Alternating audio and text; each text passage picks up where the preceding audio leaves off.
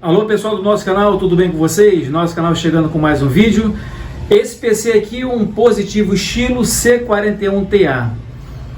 Eu fiz um upgrade nele colocando 8 GB de memória e um SSD de 1 TB. Se eu troquei o disco rígido, eu tenho que fazer uma formatação nele. Então hoje você vai estar aprendendo a como dar ordem de boot nesse positivo estilo C41TA. Eu já apliquei uma ordem de boot, ele já está formatado, mas mesmo assim eu vou fazer novamente explicando para você como é que formata. Vamos aqui, ó. Já coloquei o meu pendrive bootável e aqui tem o modelo dele.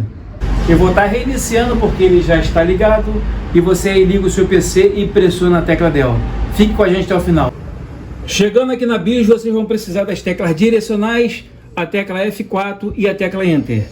Com as setas direcionais para a direita, aqui em avançado, vocês têm que chegar aqui nessa configuração USB e deixar essas portas como habilitada. Se ela estiver desabilitada, você coloca como habilitado. Um ESC para voltar, setas direcionais depois para a direita novamente. Vamos chegar aqui em boot, aqui em sistema operacional selecionado. Se a de vocês estiverem em Windows 8, vocês dão Enter, vocês colocam como Windows 7 ou outros. Aqui no modo aqui, ó, seleção de modo de boot, vocês venham aqui e vocês colocam como o F. E depois vocês pressionam a tecla F4 para salvar as informações. E depois dão Enter. Se a ordem de boot não vier, vocês pressionam a tecla F11 para ver se realmente ele reconheceu o dispositivo de boot. No caso aqui, já reconheceu o meu pendrive bootável.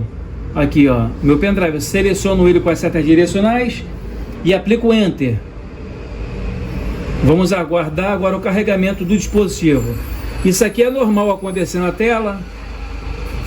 Fica assim. Mas deixa seguir, que depois ele some essa informação.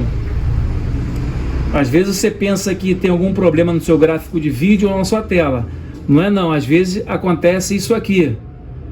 Deixa que vai sumir logo já já.